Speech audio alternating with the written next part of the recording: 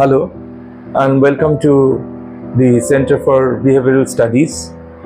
আজকে এই ভিডিওটির বিশেষ উদ্দেশ্য হচ্ছে যারা নতুন স্কলার, যারা সমাজবিজ্ঞান গবেষণা করতে চায়, যারা সোশ্যাল সায়েন্স রিসার্চে ইন্টারেস্টেড, তাদের একটা প্রধানতম সমস্যা যেটা আমি আমার অধ্যাপনার ক্যারিয়ারে লক্ষ্য করেছি সেটা হচ্ছে দিশাহীনতা। দুভাবে এই দিশাহীনতাকে ব্যাখ্যা করা যায়। এক হচ্ছে তাদের প্রথমত গবেষণা বস্তুটি কি এবং গবেষণা কিভাবে শুরু করতে হয় এবং গবেষণা পরবর্তী পর্যায়গুলি কি, এখানে একটা ধাঁধা থাকে।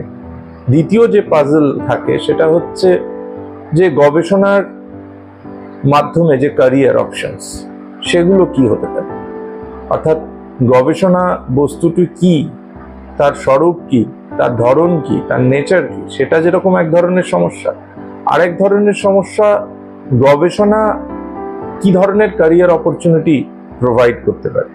ফলে এই দুই ধরনের সমস্যা সাধারণত ছাত্রছাত্রী যারা গবেষণা দিকে এগিয়ে যায়, সমাজবিজ্ঞান গবেষণার দিকে এগিয়ে যায়, তাদের এই দুই ধরনের সমস্যার সম্মুখীন হতে হয়। তো আজকে আমার উদ্দেশ্য হবে এই নতুন ছেলে মেয়েদের এক দিশা দেওয়ার, অর্থাৎ যাতে করে সমাজবিজ্ঞান গবেষণার বস্তুটি কি, তার নেচার কি এবং কিভাবে সমাজবিজ্ঞান গবেষণা দিকে পদার্পণ করতে হয়, কেমন করে এগিয়ে যেতে হয়, তার স্টেপগুলি কি কি, এবং সেকেন্ড যেটা সেটা হচ্ছে যে ক্যারিয়ার অপরচুনিটি কি ধরনের গবেষণার মধ্য দিয়ে আমরা পেতে পারি। প্রথমেই সমাজবিজ্ঞান গবেষণার ক্ষেত্রে আমাদের কতগুলো প্রিকনসিভড নোশন আছে, যে আমরা সমাজবিজ্ঞান গবেষণা বলতে যে প্রাতিষ্ঠানিক ডিগ্রিগুলো, সেই ডিগ্রিগুলোর কথা ভাবি, অর্থাৎ এমফিল এবং পিএইচডি। যদিও বর্তমান সময়ে এমফিল বন্ধ হয়ে গেছে, এনইপি এবং এনইপি আসার প্রাককালে যে ইউজিসির সার্কুলার, সেই অনুসারে এখন আর বিশ্ববিদ্যালয়গুলি এমফিল ডিগ্রি প্রোভাইড করে না ভারতবর্ষে। পিএইচডি এবং পোস্ট ডক্টরাল স্টাডিজ ইত্যাদি। ফলে আমাদের যে সীমিত ধারণা সেটি হচ্ছে যে সমাজবিজ্ঞান গবেষণা ক্ষেত্রে যে স্তর আমাদের পোস্ট গ্র্যাজুয়েশনের পর প্রথম আমাদের সামনে উপস্থিত হয়, সেই স্তর হচ্ছে পিএইচডির গবেষণা, অর্থাৎ ডক্টরাল থিসিস রাইটিং। এখন আমরা যে ভুলটা করি সেটা হচ্ছে মাস্টার্স হয়ে যাবার পর আমরা নেট বা সেট এই পরীক্ষাগুলোতে অ্যাপিয়ার করি এবং তারপর সেগুলোর পরে আমরা ভাবনা চিন্তা করতে শুরু করি। আবার কেউ কেউ বিভিন্ন বিশ্ববিদ্যালয়ের যে আরইটি রেট যে এক্সাম হয়, রিসার্চ এলিজিবিলিটি টেস্ট, সেই পরীক্ষার মাধ্যমে এই গবেষণার দিকে এগিয়ে যাওয়ার চেষ্টা করি। কিন্তু আমাদের একখানা মস্ত বড় ভুল সেখানে হয়ে যায়। সেটা হচ্ছে আমরা যখনই এই গবেষণার জন্যে বিভিন্ন বিশ্ববিদ্যালয়ে পরীক্ষায় বসি অথবা ইন্টারভিউতে অ্যাপিয়ার করি, তখন সেখানে যে পরিমাণ কম্পিটিশন আমরা দেখতে পাই, অর্থাৎ মাত্র 5% বা 3% সিলেকশন সেখানে হচ্ছে, বাদ বাকি সবাইরা বাদ যাচ্ছে সবাই। কারণ প্রায় 300-350 অ্যাপ্লিকেন্ট এখন আমরা দেখতে পাই, সেখানে হয়তো 10-12টা সিট থাকে এবং তখন সত্যি বাছাই করা অত্যন্ত গুরুত্বপূর্ণ এবং অত্যন্ত কঠিন হয়ে পড়ে। কিন্তু তবুও এই কম্পিটিশনে আমরা কেন পিছিয়ে পড়ি, কেন আমরা গবেষণার ক্ষেত্রে, পিএইচডির গবেষণার ক্ষেত্রে আমরা সুযোগ পাই না, এবং অনেক ক্ষেত্রে আমাদের ধারণাহীনতার জন্য অনেকখানি দায়ী। যে পিএইচডির গবেষণা আমরা দুটি কারণ, এক তো আমরা ভাবি যে পিএইচডির গবেষণাটাই গবেষণা, গবেষণা বলতে বোঝায় এই ডিগ্রির জন্য একটি গবেষণা। কিন্তু সমাজবিজ্ঞানের গবেষণা কিন্তু শুধুমাত্র পিএইচডি ডিগ্রি বা কোনো অন্য আগের যেরকম এমফিল ডিগ্রি ছিল সেই ডিগ্রিকে কেন্দ্র করে নয়। গবেষণা একটি অন্য বিষয় যার স্বরূপ আমাদের অনুধাবন করা অত্যন্ত প্রয়োজন, এবং সেখান থেকে এই দ্বিতীয় বিষয়টি আসে যে গবেষণার ক্যারিয়ার অপশনস কি কি। আমাদের কাছে এখানেও কিন্তু খুব একটি সংকীর্ণ দৃষ্টিভঙ্গিতে আমরা গবেষণাকে দেখে থাকি। আমরা মনে করি গবেষণা উচ্চশিক্ষার একটা পার্ট এবং পার্সেল, যেখানে অধ্যাপনায় মূলত গবেষণার একটা বৃহত্তর স্পেস রয়েছে। অর্থাৎ টিচিংয়ের সাথে সাথে রিসার্চ আমাকে সেখানে করতে হবে, ডক্টরাল ডিগ্রি এবং পরে পোস্ট ডক্টরাল ওয়ার্ক, এবং তারপরে কন্টিনিউয়াসলি বিভিন্ন রিসার্চ পাবলিকেশনস আমাকে করতে হবে। অর্থাৎ আমরা গবেষণাকে, সে সমাজবিজ্ঞান হোক বা বিজ্ঞান হোক, আমাদের যে একটা ন্যারো দৃষ্টিভঙ্গি গবেষণার প্রতি, সেটা হচ্ছে এই যে গবেষণা সম্ভবত একাডেমিক্সের সঙ্গে শুধুমাত্র যুক্ত, এবং কেবলমাত্র একাডেমিশিয়ানস যারা অধ্যাপনা এবং উচ্চশিক্ষা প্রতিষ্ঠানের শিক্ষকতা তথা গবেষণার সঙ্গে যুক্ত, তারাই গবেষণার বিষয়ে এত মাথা ঘামাবে। বাকিদের গবেষণা কোনো রকম ক্যারিয়ার অপরচুনিটি প্রোভাইড করে না। এই ধরনের আমাদের একটা ন্যারো দৃষ্টিভঙ্গি আছে। আমার মূল উদ্দেশ্যই হচ্ছে এই ন্যারো দৃষ্টিভঙ্গি ভেঙে দেওয়া। তার কারণ হচ্ছে যে গবেষণা বস্তুটি তা নয়, গবেষণা বিষয়টি আরো বৃহত্তর, এবং একটি বৃহত্তর দৃষ্টিভঙ্গিতে সমাজবিজ্ঞানের গবেষণাকে আমাদের বোঝা প্রয়োজন। সেটা যদি আমরা বুঝতে পারি, তাহলে এই যে বিভিন্ন প্রবেশিকা পরীক্ষায় আমরা উত্তীর্ণ হতে পারছি না এবং সেখানে আমাদের সিলেকশন হচ্ছে না, সেটাকে অনেকখানি এড়ানো সম্ভব যদি আমরা সায়েন্টিফিক্যালি আমরা বিষয়টাকে দেখি। সমাজবিজ্ঞান গবেষণা, এই যে গবেষণা, প্রথম কথা আমাকে বুঝতে হবে যে আমি গবেষণায় করব। এখন গবেষণা করব, আমি কেন গবেষণা করব? কারণ গবেষণা করব ঠিক আছে, কিন্তু তার রিজনটা, কোন কারণে আমি গবেষণা করতে চাই? একটা তার অবশ্যই কারণ হচ্ছে যে আমার ভবিষ্যৎ, অর্থাৎ আমার ভবিষ্যতে আমি কি অপশনস পেতে পারি, গবেষণা আমাকে কি ধরনের ক্যারিয়ার অপশনস প্রোভাইড করতে পারে। তো আমার যদি শুধুমাত্র গবেষণার মাধ্যমে ক্যারিয়ার অপশনস হয় উচ্চশিক্ষা প্রতিষ্ঠানে অধ্যাপনা, তাহলে আমার সেখানে ওয়েটেজ, সেই অপশনের প্রতি ওয়েটেজ খুব কমে যাবে। কারণ আমার কেবলমাত্র একটা ছোট্ট অপরচুনিটির জন্যে আমার জীবনের একটা ম্যাসিভ সময় আমাকে ব্যয় করতে হবে। কারণ গবেষণা এমন কোনো বিষয় নয় যেটা খুব পার্ট টাইম জবের মতো। গবেষণা একটা 24x7 একটা বিষয়। ফলে আমি এত হিউজ সময় কেন ব্যয় করব যদি সে আমায় অনেকগুলি অপশন প্রোভাইড না করে, নানান রকমের মাল্টিফেসিটেটেড অপশনস যদি আমাকে না প্রোভাইড করে। তাহলে আমাকে বুঝতে হবে গবেষণা আমাকে কি ধরনের স্পেস আমাকে প্রোভাইড করবে, কি ধরনের ক্যারিয়ার অপশনস আমাকে প্রোভাইড করবে। তারপরে আমি বুঝতে পারবো গবেষণার স্বরূপ। ফলে আমি যে দুটো প্রশ্ন নিয়ে আজ কথা বলছি, দুটি প্রশ্নই পরস্পরের সঙ্গে সম্পর্কিত। প্রথমত, এই যে গবেষণা কি, তার নেচার কি, সমাজবিজ্ঞান গবেষণা বস্তুটি কি, সেটাকে আমি আগেই বললাম যে খুব ন্যারোলি আমরা তাকে ডিফাইন করে থাকি, যেটার থেকে আমাদের বেরিয়ে আসতে হবে। দ্বিতীয়ত, যেটা ক্যারিয়ার অপশনসগুলিকে আমাদের অনুধাবন করতে হবে, আমাদের বুঝতে হবে গুরুত্বের সহকারে যে গবেষণার মাধ্যমে কেবলমাত্র উচ্চশিক্ষা প্রতিষ্ঠান নয়, এর বাইরেও একটা ম্যাসিভ অপরচুনিটি রয়েছে। যেরকম এক্সাম্পল হিসেবে আমরা মনে করি যে পোস্ট গ্রাজুয়েশনের পরে আমরা যে গবেষণার ধাপকে আমরা চিহ্নিত করে থাকি, সেটি হচ্ছে পিএইচডি, কিন্তু একেবারেই তা নয়। এছাড়াও ম্যাসিভ অপরচুনিটি রয়েছে। বিশেষ করে এনইপি যদি আমরা লক্ষ্য করি, এনইপি তো অলরেডি সেটা ম্যান্ডেটরি করেই দিয়েছে যে আমরা এখন যে 4 ইয়ার আন্ডার গ্রাজুয়েট প্রোগ্রাম রয়েছে, সেখানে আমরা 3rd যে ইয়ার, সেখানেই অলরেডি আমরা শিখে নেব যে গবেষণার যে প্রণালী বা রিসার্চ মেথোডোলজি ইত্যাদি। এবং 6th এবং 7th এবং 8th সেমেস্টার, অর্থাৎ 4th ইয়ার, সেখানে আমাদের রয়েছে ডিসার্টেশন পেপার, যেখানে আমি এর আগের ভিডিওতে একবার বলেছিলাম যে আমরা একটা প্রজেক্ট বেসড লার্নিং এর দিকে যাচ্ছি। অর্থাৎ আমাকে সেই রিসার্চ মেথোডোলজি ব্যবহার করে আমাকে একটা রিসার্চ করে দেখাতে হবে এবং একটি ডিসার্টেশন লিখতে হবে, একটি প্রজেক্ট উপস্থাপন করতে হবে, এবং সেই প্রজেক্টগুলির যে অ্যাসেসমেন্ট সেটা কেমন করে হবে তারও কতগুলি নির্দেশিকা এনইপিতে বলে দেওয়া হয়েছে। অর্থাৎ এটা অনেক বেশি আমাদের কাছে সায়েন্টিফিক্যালি বলে দেওয়া হয়েছে যে আমরা গবেষণার মাধ্যমে কি ধরনের অপরচুনিটি আমাদের সামনে আসবে। এবং এখানে বলা হয়েছে এর পরের ধাপ হতে পারে পিএইচডি।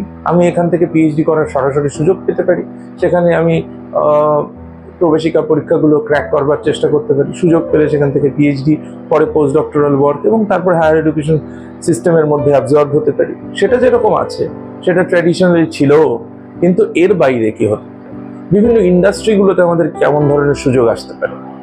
যেরকম আমরা সমাজবিজ্ঞানের ক্ষেত্রে বিশেষ করে এই নানা ধরনের স্যাম্পল সার্ভে করার নানান রকমের এজেন্সি রয়েছে। বিভিন্ন এনজিওস গুলো রয়েছে, সেখানে গবেষণার একটা বড় সুযোগ রয়েছে। মিডিয়াগুলিতে, মিডিয়া হাউসগুলিতে প্রত্যেকটি মিডিয়া নিউজ কাভারেজের প্রত্যেকটি সেগমেন্ট থাকে, সেই সেগমেন্টে রিসার্চারের প্রয়োজন আছে।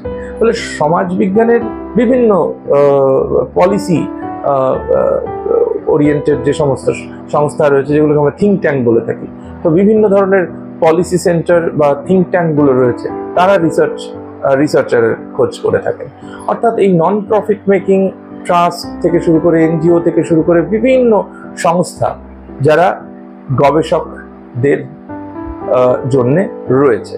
অর্থাৎ গবেষণা কেবলমাত্র ইনস্টিটিউশনাল ডিগ্রির জন্য নয়, পিএইচডির জন্য না, গবেষণার সুযোগ রয়েছে নানা জায়গাতে। যেরকম আমরা জানি একটি সংস্থার সঙ্গে আমরা অত্যন্ত পরিচিত, সেটা হচ্ছে আইপ্যাক, যেখানে হাজার হাজার গবেষকের প্রয়োজন, যারা মূলত স্যাম্পল সার্ভে করে। কি স্যাম্পল সার্ভে? সেটা মূলত এক্সিট পোল, ওপিনিয়ন পোল ইত্যাদি সেফোলজির কাজকর্ম করে। ফলে সর্বত্র, সেটা সার্ভে রিসার্চ হোক, এথনোগ্রাফি হোক, থিঙ্ক ট্যাঙ্কের কাজ হোক, ফলে রিসার্চারদের প্রয়োজনীয়তা রয়েছে নানা স্থানে, নানান জায়গায়। ফলে আমাদের গবেষক হিসেবে নানা অপরচুনিটি রয়েছে, একটা ম্যাসিভ অপরচুনিটি রয়েছে। সেটা যেরকম লোকালে, সেটা যেরকম ন্যাশনাল লেভেলে, ইন্টারন্যাশনাল লেভেলে, এবং ইন্টারন্যাশনাল লেভেলে আমরা এই অপরচুনিটিগুলোকে ক্র্যাক করতে পারি। ওয়ার্ল্ড ওয়াইড একাধিক ফেলোশিপ রয়েছে, ফেলোশিপ প্রোগ্রাম রয়েছে, যেখানে আমরা যদি সেইগুলো সম্বন্ধে আমরা জানতে পারি, তাহলে খুব সহজেই আমরা আমাদের গবেষণার ক্যারিয়ারকে অনেক দূর এগিয়ে নিয়ে যেতে পারি।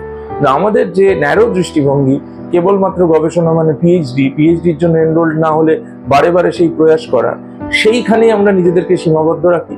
ফলে আমাদের গবেষণা বলতে পিএইচডিতেই সীমিত থাকে। পিএইচডি হয়, অনেকের শুরু হয়, পিএইচডি শেষ হয় এবং গবেষণার ক্যারিয়ার ওখানেই শেষ হয়ে যায়। কিন্তু গবেষণার ক্যারিয়ার ওখানে শেষ হওয়ার কথা নয়, ওখানে শুরু হওয়ার কথা।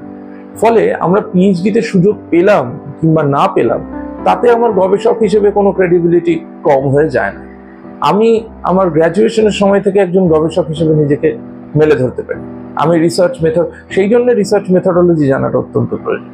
ফলে আমি আমার গবেষণার মেথডস, টুলস, টেকনিক্স, এই সমস্তগুলো যদি ঠিকঠাক করে জানতে পারি, তাহলে আমি জাতীয় স্তরে, আন্তর্জাতিক স্তরে বিভিন্ন যে অপরচুনিটিগুলো রয়েছে, সেই অপরচুনিটিগুলোকে ট্র্যাক করতে পারি।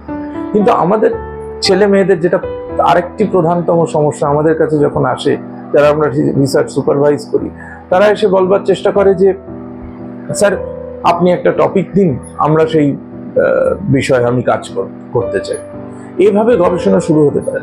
আমি আমার আগের লেকচারে বলেছি যে গবেষণা শুরু হয় একটি রিসার্চ প্রবলেম দিয়ে এবং রিসার্চ কোয়েশ্চেন্স দিয়ে, এবং এই রিসার্চ প্রবলেম এবং রিসার্চ কোয়েশ্চেন, এটা একজন গবেষকের কাছে অত্যন্ত গুরুত্বপূর্ণ। এই রিসার্চ প্রবলেম এবং রিসার্চ কোয়েশ্চেন গবেষকের মনে তার উদয় হওয়াটা প্রয়োজন, ক্রিয়েট হওয়াটা প্রয়োজন। এই কোয়েশ্চেন অন্য কেউ ফ্রেম করে দিতে পারে না, দিতে তো পারে নিশ্চয়ই, কিন্তু সেই বিষয়ে গবেষণা করা এবং মানে তার যে গুরুত্ব, সেটা অনেক কম হয় কম্পেয়ার টু আমি যদি নিজের মনে সেই প্রশ্ন ফ্রেম করতে পারি। ফলে রিসার্চ প্রবলেম এবং রিসার্চ কোয়েশ্চেন, সেটা আসে তিনটে জিনিসের ক্ষেত্রে খুব ইম্পর্টেন্ট। একটা হচ্ছে অন্টোলজি, একটা হচ্ছে এপিস্টিমোলজি, এবং 3 নম্বরে গিয়ে তখন মেথডোলজি। তাহলে আমি রিসার্চ মেথডোলজি শিখবো, কিন্তু তার ইউসেজটা কোথায়, তার প্রয়োজনীয়তাটা কোথায়, সেটা পরে। ফলে আমরা এই যে 3টে প্রাইমারি প্রশ্ন আমাদের রয়েছে, হোয়াট, ওয়াই অ্যান্ড হাউ, আমরা এই হোয়াটটা আমাকে আগে বুঝতে হবে। হোয়াট ইজ দ্য কেস, অর্থাৎ what is the problem, what is the nature of problem. রিসার্চের যে সমস্যাটা আমি সমাধান করতে চাইছি বা বুঝতে চাইছি, হয় আমি সমস্যাটাকে গভীরে অনুধাবন করে বুঝতে চাইছি, অথবা সেই সমস্যা সমাধান করবার আমি চেষ্টা করছি। ফলে আমি দুটোই করতে পারি, অর্থাৎ সমস্যার গভীরতা আমি বুঝবার চেষ্টা করে সেটাকে সমাধান করতে চাইতে পারি, আবার এমনও হতে পারে যে আমি সমস্যার একটা ডিসক্রিপটিভ অ্যানালিসিস করতে চাইছি, সেটা হতেই পারে। কিন্তু উভয় ক্ষেত্রেই আমি সমস্যার গভীরে পৌঁছতে চাইছি, অর্থাৎ what is the case, what is the problem, এই প্রশ্নটা করছি। এই প্রশ্নটা যখন আমি করতে পারছি, তারপরে যে প্রশ্নটা আমি করছি, why is this happening, why is the problem. প্রথমে যখন বললাম হোয়াট ইজ দ্য প্রবলেম, তারপরে আমি বলবো ওয়াই ইজ দ্য প্রবলেম। এই প্রবলেমের সূত্রপাত কেনই বা এই প্রবলেম এলো, তাহলে আমাকে ডিগ করতে হবে, অর্থাৎ খোদাই করতে হবে, আমাকে তার গভীরে যেতে হবে। অর্থাৎ যখন আমরা হোয়াট বলছি সেটা অনেক বেশি হরাইজেন্টালি বিষয়টিকে দেখা, ডিসক্রিপটিভলি বিষয়টাকে বলা, অর্থাৎ বিবরণ দিয়ে, বিবৃতি দিয়ে বোঝানো যে আমার কাছে সমস্যাটা এক্স্যাক্টলি কি। আর যখন আমরা হোয়াই বলছি, তার মানে আমরা বোঝবার চেষ্টা করছি যে সমস্যাটা কোথা থেকে হলো, তার সূচনা কোথা থেকে, তার তার ইতিহাসটা কোথায়, সেখান থেকে আমি সমস্যাটাকে বোঝবার চেষ্টা করছি। তাহলে এই যে হোয়াট এবং হোয়াই, এই যে দুটো প্রশ্ন, যখন আমি নিশ্চিত হতে পারবো হোয়াট এবং হোয়াই, তারপর আমার প্রশ্ন আসছে যে তাহলে হাউ। কারণ তখন আমাকে এই যে বিষয়টা, এই প্রবলেমটাকে বুঝতে যাওয়া এবং প্রবলেমটাকে সলভ করতে গেলে আমাকে হাউ টু সলভ ইট, কেমন করে সলভ করবো, আমার ইন্টারভেনশনটা কি হবে, আমি কিভাবে এতে হস্তক্ষেপটা করব, তখনই আমার মেথডোলজির প্রয়োজন পড়ে। অর্থাৎ প্রথমে আমি যে অন্টোলজিক্যাল কোয়েশ্চেনের কথা বলছি, আমরা যদি ফিলসফির খুব নিবিড় জ্ঞান আমাদের নাও থাকে, অন্টোলজিক্যাল কোয়েশ্চেন আমি বলতে কোনটাকে বুঝছি, যে আমার কাছে আমার অন্টোলজি কি, how I look into the world, আমি পৃথিবীকে কেমন করে দেখি, আমার মতে আমার বিশ্ব ব্যাখ্যাটা কি, অর্থাৎ বিশ্ব ব্রহ্মাণ্ড সম্বন্ধে আমার কি ধারণা, অর্থাৎ আমি ব্যক্তি মানুষ হিসেবে যখন বড় হচ্ছি তখন আমার মননে এই পৃথিবীকে আমি কেমন করে দেখছি, সেখান থেকে এই হোয়াটের প্রশ্ন ওঠে, প্রশ্নটার জন্ম হয়। অর্থাৎ আমি কেমন করে এই জগৎকে দেখি, এটা আমার দৃষ্টিভঙ্গিটার প্রশ্নটা এখানে আসছে। দ্বিতীয়ত, যখন এপিস্টিমোলজিক্যাল কোয়েশ্চেনের কথা বলছি, তখন আমরা এই জগৎটাকে হোয়াই দিয়ে কোয়েশ্চেন করে থাকি। হোয়াই অর্থাৎ কারণ কি, আমি যেটা ভাবছি আমার কাছে যেটা প্রবলেম, সেটা অন্যজনের কাছে প্রবলেম নাও হতে পারে। অর্থাৎ আমি একটা প্রবলেম কিনা প্রবলেম নয়, সেটাকে ডিসাইড করবো কিসের ভিত্তিতে, নলেজের মধ্যে দিয়ে। অর্থাৎ এপিস্টিমোলজিক্যালি বোঝার অর্থ হচ্ছে যে এক্সিস্টিং নলেজ, সেই এক্সিস্টিং নলেজ দিয়ে আমি যখন বোঝবার চেষ্টা করছি, কারণ অনুসন্ধানের চেষ্টা করছি, সেই জন্য এই প্রশ্নটা হোয়াই। তাহলে অন্টোলজিক্যাল কোয়েশ্চেন যেটা কিনা হোয়াট, তারপরে আমার একটা কোয়েশ্চেন আসে যেটা এপিস্টিমোলজিক্যাল কোয়েশ্চেন, যেটাকে আমরা বলছি why. Why is the problem, why is the problem in existing. তারপরে আমরা হাউ এ যাচ্ছি, how to solve it, how to intervene, এই যে এই প্রবলেমটাকে সলভ আমি কেমন করে করব। তো তখন আমরা মেথডোলজির কথা ভাবছি। ফলে আমরা গবেষক হিসেবে প্রথমে যখন অ্যাপ্রোচ করছি, আমরা যখন গবেষণাকে ক্যারিয়ার অপশনস হিসেবে ভাবছি, শুধু পিএইচডির গবেষণা নয়, নানাবিধ গবেষণা, সেখানে যে বিষয়টি দিয়ে শুরু হয় সেটি হচ্ছে একটি রিসার্চ প্রপোজাল তৈরি করতে হবে। আমরা আগে এনরোল্ড হয়ে তারপর রিসার্চ শুরু করবো, এটা হতে পারে না। রিসার্চের তাই দুটি ধাপ আছে, দুটি রিসার্চ। একটিকে আমি বলে থাকি যে যেখান থেকে ফর্মাল রিসার্চ শুরু হয় সেটাকে যদি আমরা রিসার্চ বলি, তাহলে তার আগের ধাপটা হচ্ছে প্রি রিসার্চ। ফলে রিসার্চের না তিনটে প্যারালাল দিক দেখতে পাই, প্রি রিসার্চ, রিসার্চ এবং পোস্ট রিসার্চ, এবং তিনটেইতেই কিন্তু রিসার্চ রয়েছে। প্রি রিসার্চ ডাজন্ট মিন যে সেখানে রিসার্চ নেই, রিসার্চ আছে। ফলে রিসার্চ প্রপোজাল যেটা বানিয়ে আমরা জমা দিচ্ছি ইন্টারভিউয়ের জন্য, শুধুমাত্র পিএইচডির জন্য নয়, নানান প্রজেক্টের জন্য, এই যে আমাদের বিভিন্ন ফান্ডিং এজেন্সি আছে, ICCR, ICHR, ICSSR, UGC, এই বিভিন্ন ফান্ডিং এজেন্সি আছে যারা রিসার্চের জন্য ফান্ডিং করে, টাকা দেয় গবেষণার জন্য। তো এই ফান্ডিংগুলো আমরা অ্যাভেল করতে গেলে আমাকে একটা রিসার্চ প্রপোজাল জমা দিতে হয়। যেরকম পিএইচডির ক্ষেত্রে এই রিসার্চ প্রপোজালটা কিসের ভিত্তিতে তৈরি হয়, একটা প্রি রিসার্চের ভিত্তিতে, কারণ তখনও ফর্মাল রিসার্চ শুরু হয়নি। কিন্তু how to do that pre research করার মেথডস গুলো কি কি? ফলে আমরা যেরকম এই যে বারবার রিসার্চ মেথডের কথা বলি, যেরকম সেই একইভাবে আমাকে জানতে হবে যে রিডিং মেথডস কি, রাইটিং মেথড কি। ফলে রিডিং আমরা তো সবাই পড়েছি ছোটবেলা থেকে, কিন্তু সেটা কি মেথড মেনে পড়া হয়েছে? পড়ারও কতগুলি মেথড আছে, লেখারও কতগুলি মেথড আছে, সেরকম প্রি রিসার্চেরও কতগুলি মেথড আছে। কেমন করে রিসার্চ প্রবলেমকে ফর্মুলেট করতে হয়, কেমন করে রিসার্চ কোয়েশ্চেনকে আইডেন্টিফাই করতে হয়, কেমন করে রিসার্চ প্রপোজাল ডেভেলপ করতে হয়, এবং তারপর আমরা একটা ফর্মাল রিসার্চ প্রপোজাল তৈরি করতে পারি। এবং সেই রিসার্চ প্রপোজাল কেবলমাত্র আমরা পিএইচডির জন্য না, আমার যে এই যে মাল্টিপল অপরচুনিটিস আছে, সেই অপরচুনিটিসগুলো আমাকে ক্র্যাক করবার চেষ্টা করতে হবে বিভিন্ন ফিল্ডে। তবে আমি রিসার্চকে সিরিয়াসলি আমার একটা ব্রডলি আমাদের লাইফে নিতে পারবো। ফলে গবেষণা কেবলমাত্র ডক্টরাল ডিগ্রির জন্য নয়। সমাজবিজ্ঞান গবেষণায় আর বিশেষ করে পৃথিবীতে ম্যাসিভ অপরচুনিটিস রয়েছে, সাংঘাতিক রকমের। একজন ইন্ডিপেন্ডেন্ট রিসার্চারও অত্যন্ত ভালো রোজগার করতে পারে এবং অত্যন্ত ভালো জীবনযাপন সে করতে পারে। ফলে এই জায়গাগুলো আমাদেরকে বোঝবার প্রয়োজন আছে। আমার যে নেক্সট ভিডিও হবে সেখানে আমি চেষ্টা করব যে এই যে প্রি রিসার্চ বা রিসার্চ প্রপোজাল, এই রিসার্চ প্রপোজাল কেমন করে ডেভেলপ করতে হয়, সেটা ডক্টরাল ডিগ্রির জন্য হোক বা অন্যান্য ফান্ডিং এর জন্য হোক, বিভিন্ন প্রজেক্টের জন্য হোক বা বিভিন্ন সংস্থার জন্য হোক, সেই বিষয়ে একটা লেকচার দেওয়ার। তো সকলকে ধন্যবাদ।